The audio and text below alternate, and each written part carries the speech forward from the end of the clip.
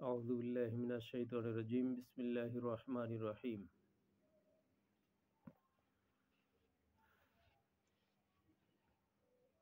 আপনারা সবাই অবগত আছেন যে ফেনী, নোয়াখালী সহ বেশ কতগুলো জেলা বন্যার পানিতে প্লাবিত হয়েছে। সেখানে ব্যাপক ক্ষয়ক্ষতি এবং হতাহতের ঘটনা ঘটেছে। আমি শুরুতেই একটি কথা স্মরণ করেই দেই।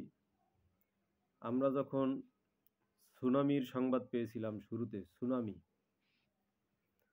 তখন প্রথম দিকে মাত্র কয়েকশো লোক হতাহতের সংবাদ পেয়েছিলাম। কিন্তু পরে দেখা গেল কি, যে সেখানে লক্ষাধিক লোক ভেসে গেছে পানির তোরে।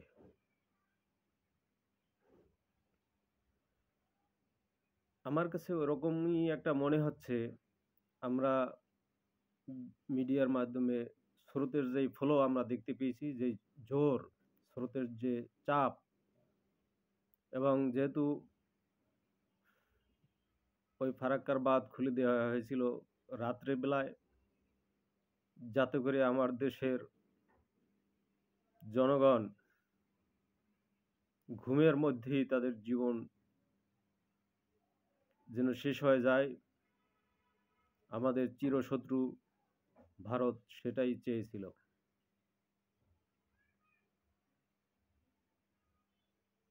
আমরা যেই পানির স্রোত, পানির যে গভীরতা দেখেছি, এবং ঘরবাড়িগুলো যে পরিমাণ ডুবে গেছে, তাতে মাত্র 100-200 বা 50 জন এরকম লোক মানে মারা গেছে, এটা আমার কাছে কোনোভাবেই বিশ্বাসযোগ্য হয় না।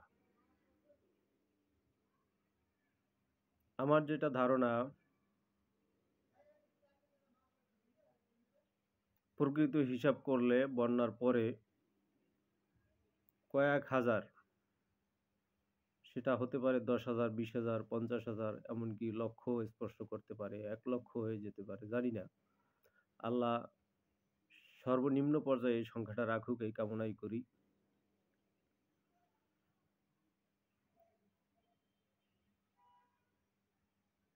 আপনারা যারা উদ্ধার কাজে নিয়োজিত আছেন, তাদের বিনয়ের সাথে একটু দৃষ্টি আকর্ষণ করছি। স্রোতের ভাটিতে আপনারা একটু কিছু সংখ্যক উদ্ধারকর্মী ভাগ হয়ে কাজ করুন। আমার মনে হয় যেখানে স্রোতের গতি কিছু কমে গিয়েছে, অনেক দূরে গিয়ে, সেখানে হয়তো আশপাশে চরাঞ্চলে অনেক লাশ পাওয়া যেতে পারে। এছাড়া উদ্ধার কাজের যে ধরনগুলো আমরা দেখেছি, যারা উদ্ধার করছেন তাদের আমরা দোষারোপ করছি না। তারা সর্বোচ্চ চেষ্টা করছেন, তাদের সাধ্যমতো জীবন বাজি রেখে, না খেয়ে না ঘুমিয়ে জীবন বাজি রেখে তারা উদ্ধার কার্য ত্রাণ সহযোগিতা করছেন। তাদেরকে সেলুট জানাই, ধন্যবাদ জানাই। কিন্তু বিষয় হচ্ছে, পরিস্থিতির কারণেই এটা পারা যাচ্ছে না। যেহেতু রাস্তাঘাট সবকিছু ডুবে গেছে, নৌকা পাওয়া যাচ্ছে না, এভাবে একটা প্রতিকূল পরিবেশে উদ্ধার কার্য পরিচালনা করাও কঠিন। তবে আমার কাছে মনে হয়, সবাই যে সাধারণত রাস্তা পথে গিয়ে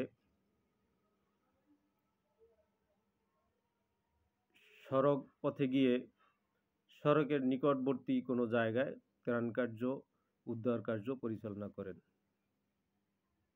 কিন্তু ভেবে দেখতে হবে, শহর,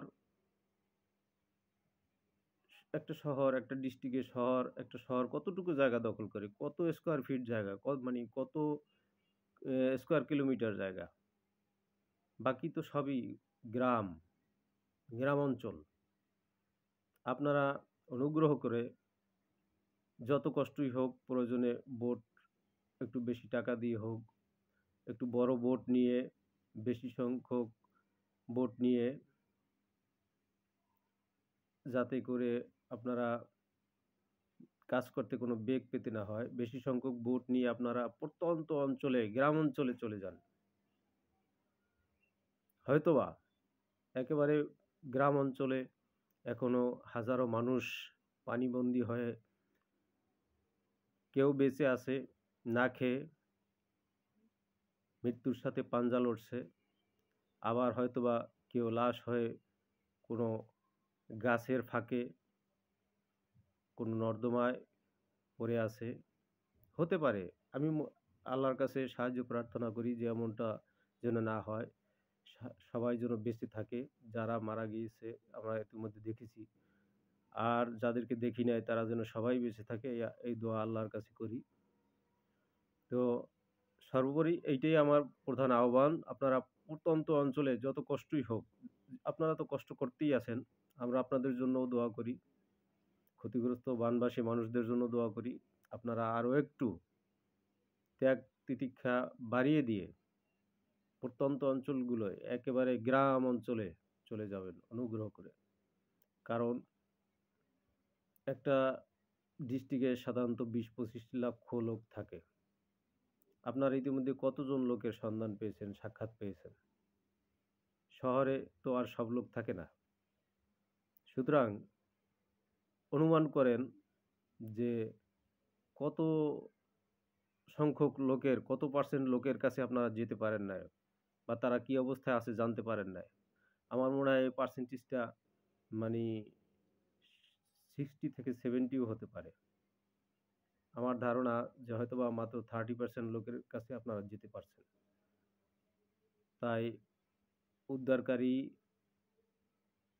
ভাইয়েরা যারা রয়েছেন, বিভিন্ন সংস্থা রয়েছেন, বিভিন্ন রাজনৈতিক দল রয়েছেন, সরকারের প্রতিনিধি, বাংলাদেশ সেনাবাহিনীর সদস্যরা ওখানে রয়েছেন।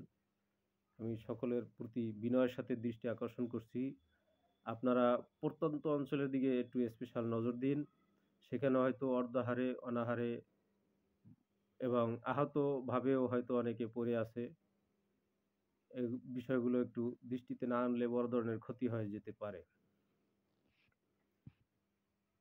কারণ বন্যার যে ভয়াবহতা ছিল, পানির যে প্রবল স্রোতের বেগ ছিল, তাতে অনেক ক্ষতি হওয়ার কথা। অনেক লোক হয়তো মানে জীবন রক্ষা করার, সম্পদ রক্ষা করার চেষ্টা করতে গিয়ে হয়তো জীবন শেষ করে দিয়েছে, জীবন চলে গেছে। কেউ আহত অবস্থায় পড়ে থাকতে পারে। অনুগ্রহ করে আপনারা এই বিষয়ে দৃষ্টি দিন।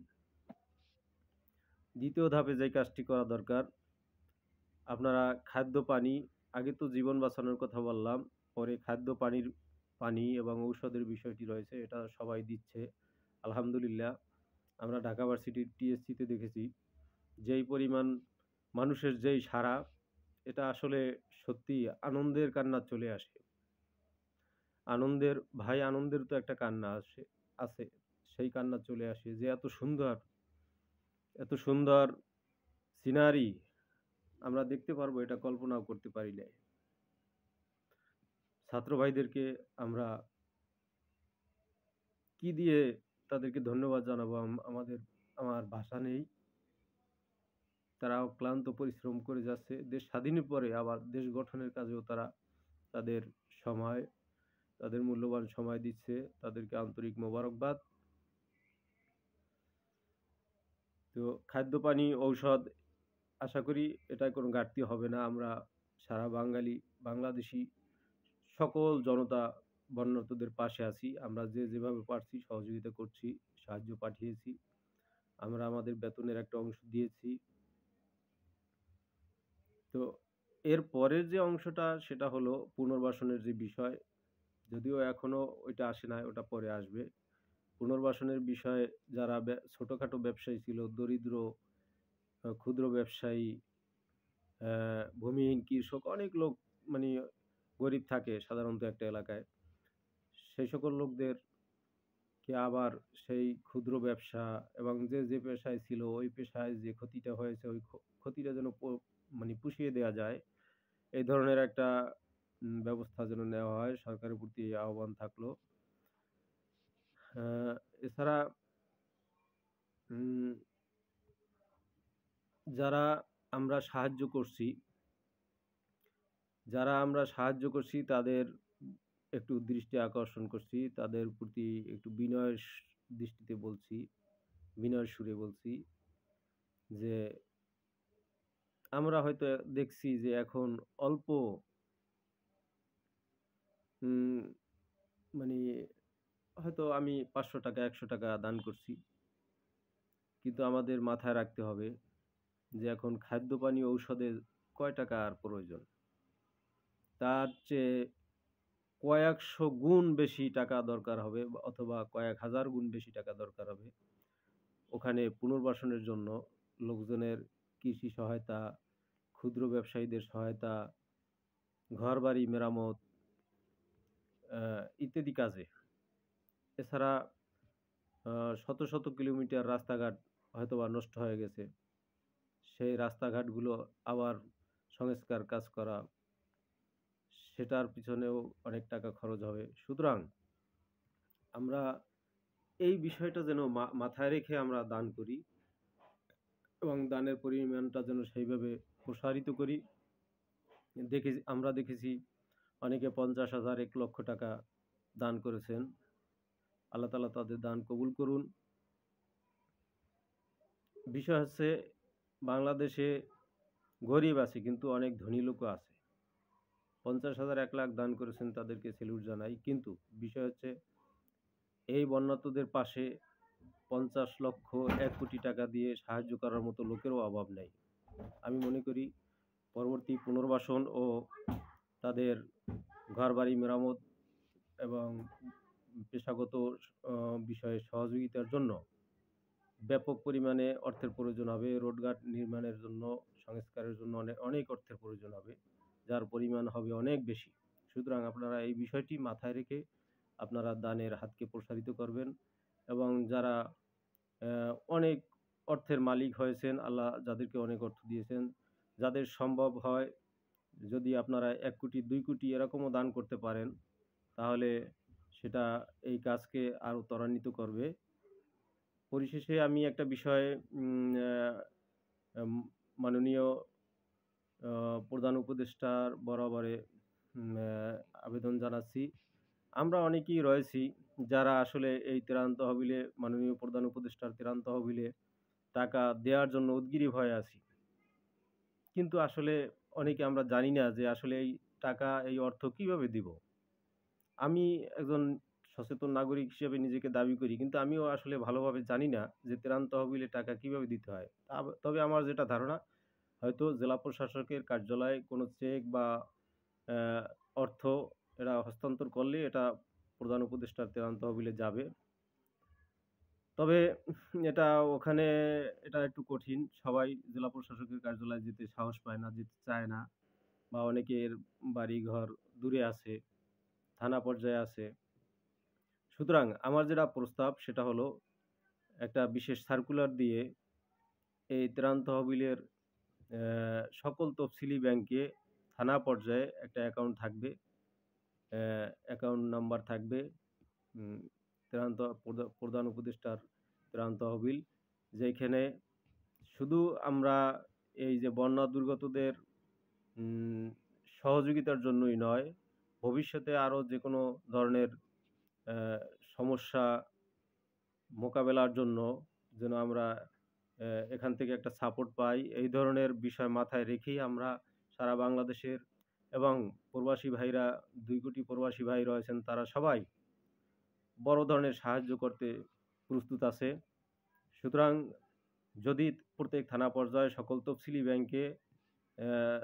তফসিলি ব্যাংকে হইলে আবার একটু কঠিন হইতে পারে। যেকোনো একটা তফসিলি ব্যাংকে যেই ব্যাংকের সকল থানায় শাখা আছে।